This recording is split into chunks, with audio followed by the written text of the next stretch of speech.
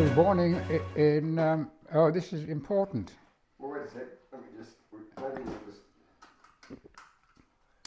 It's very bright. Is it too bright? Yeah, well, it's It's a bit bright. busy bright. Yeah, that's better. I was born in a little town, little village,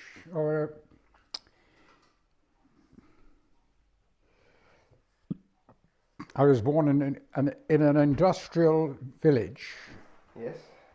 in South Durham called Stillington. Stillington, that's when I was born, and I started school there. I went to the church there. You're a big fan of the church. Well, I think we all were. It was an important part of the village. It wasn't really a village; it was an industrial village. Okay. So that the people that worked there were involved in coal mining Sure. and that sort of thing. But I lived there only for the first 6 years of my life, so I wasn't really involved in the industry there. I was more involved with the being very young, and had a member of a large family, not just my own personal family, but the families that.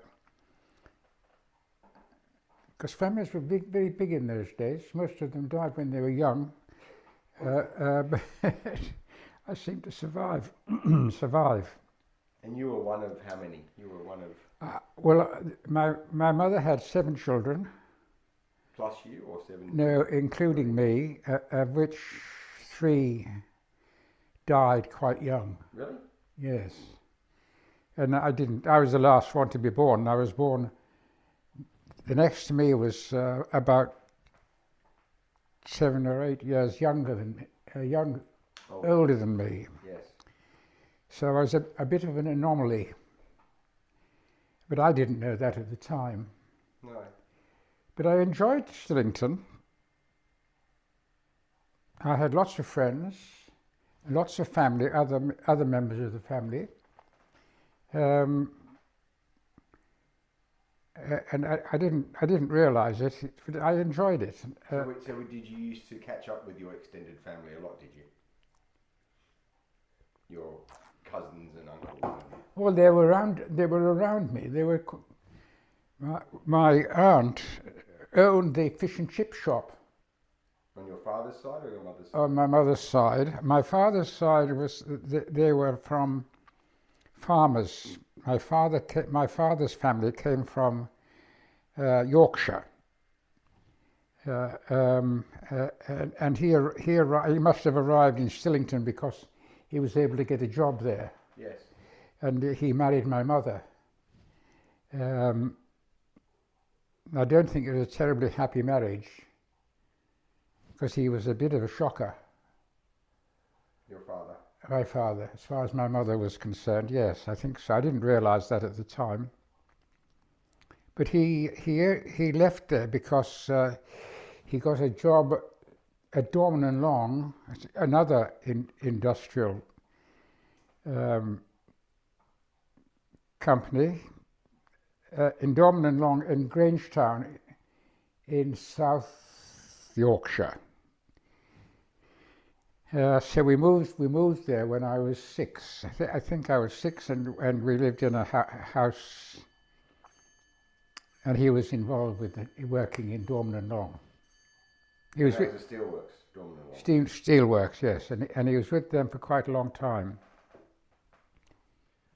Right. What else can I say? What one childhood memory that stuck with you for? That haunted you or well, bad? I think, well, some of them were funny. I can remember I fell off something at Stillington and cut forehead open. And I remember being carried by somebody to the doctor to have it stitched. Right. And I remembered that vividly. And I had a scar there for years and years. And I remember that very clearly. You used to tell me a story about sleeping in a drawer. Oh, Is it a true well, story, or is yeah, it no, made-up story? I think it's a true story. When I was very young, I slept in a drawer. It was your cot, was it? Your There's my cot. um, why were you sleeping in a drawer? well, the house we lived in wasn't very big. It had one room downstairs and a back room downstairs, and the room at the front had a chest of drawers, and they used to put me in the drawer rather than just let me. Well, I think they found it safer to put me in the drawer. Right.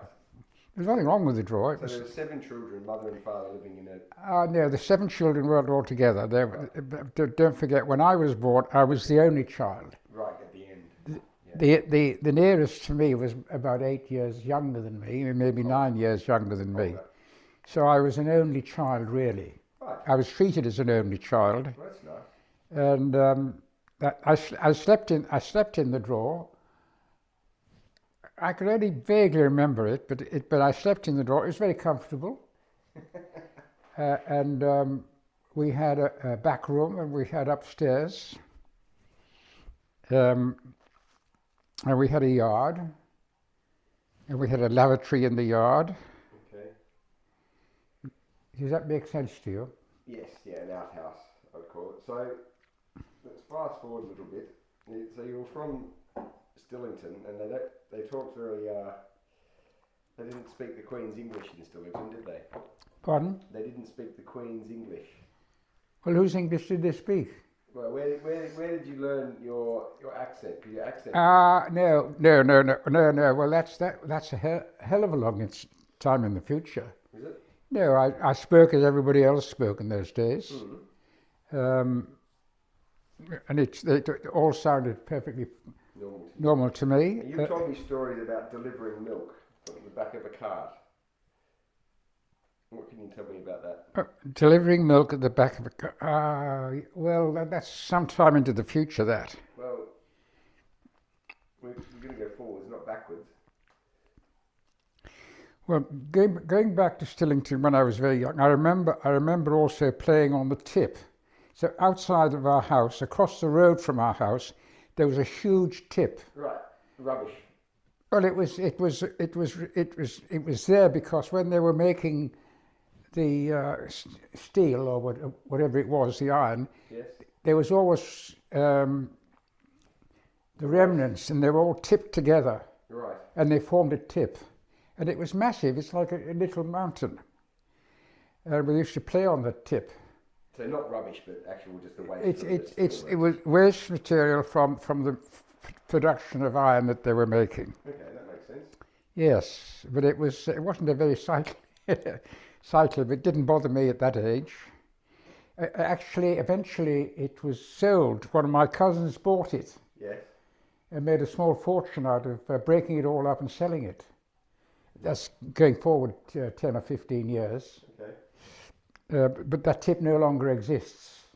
It was broken up and sent. Stillington now is a much different place. It's very pleasant now, Yes. and it's quite popular. And when I was there last, I think a lot more people are living there. I went to see the grave of my very best friend, which was Alan Argyll. Argyll was my mother's name. Was he a relation, Alan, or not? He was a cousin. Yes, Cousin. yes. His cousin. He was a cousin. He was a cousin, and he was a favourite cousin because I enjoyed being in his company. He was always interesting, and he was much older than me. Not a lot. So 2 or 3 years older than me, and he used to get me into all sorts of trouble, which I used to enjoy. But he lived there, and he got involved in bookkeeping, bookkeeping wasn't really bookkeeping. It was taking bets on horses. It was a bookie. The bookies. He used to go to. He was working for his cousin, Yes. who was another Argyle, and he had a bookmaking business, and he used to go off to the works and collect the bets and take them back and give them to his cousin, and he would take the bets. So he must have been well trusted. Pardon? He must have been a trusted person if people were. Oh, you couldn't not be trusted because you couldn't escape if you did anything bad. So 1930, it was. 1930 Yeah. was what? Well, when did the Second World War start and finish? The Second World War started in 1939. 1939. When did the First World War finish? 1918. Okay. 18, You 19. were born outside of the war, which was. I was I think born. you were very lucky in terms of the time you were born. Well, I was born. The war had finished, but there was a lot of sad people around, which I didn't notice. But there's a lot of wounded people came out of the First World War. It wasn't. I mean, there were millions of people killed. It was a terrible war. All wars are terrible, but that was particularly bad. Particularly bad. I think we had one person killed in the First World War, and an Argyle, Yes. and I think he was almost dead very few months after he was called up. He was sent out to France and almost immediately killed. And I mean, very much later in life, a group of people from Stillington went to see his grave in France. Right. And they were very proud that they did it. But I was no longer living in Stillington, but I used to enjoy going to Stillington. I had a lot of friends there. And they remembered me almost forever. And and later on, I tried to do things that would help Stillington, if possible.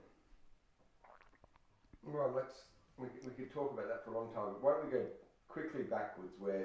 Your father? What was your father's name? George. So George Kennedy, and your mother's name? Hannah. Hannah Argyle. Hannah. Hannah Argyle. Yeah. So George Kennedy, who was his parents? George, his parents were reputed to be farmers in Yorkshire near Helmsley. But I think really what his father used to do, he used to set off on horseback. He was a very good tailor, and he used to visit people at their farms and make things for them, make trousers or whatever it is, or repair whatever is necessary. Sure. So he used to go with his father, travelling through really what is probably North Yorkshire, helping his father doing this, going around helping people. And what was his name? So your grandfather? My grandfather, I don't know what his name was. Okay. His name was Kennedy. Mr. Kennedy. And my father's name. Now, Kennedy's name is interesting because I think that the name came about because going back even further towards the beginning of the 19th century,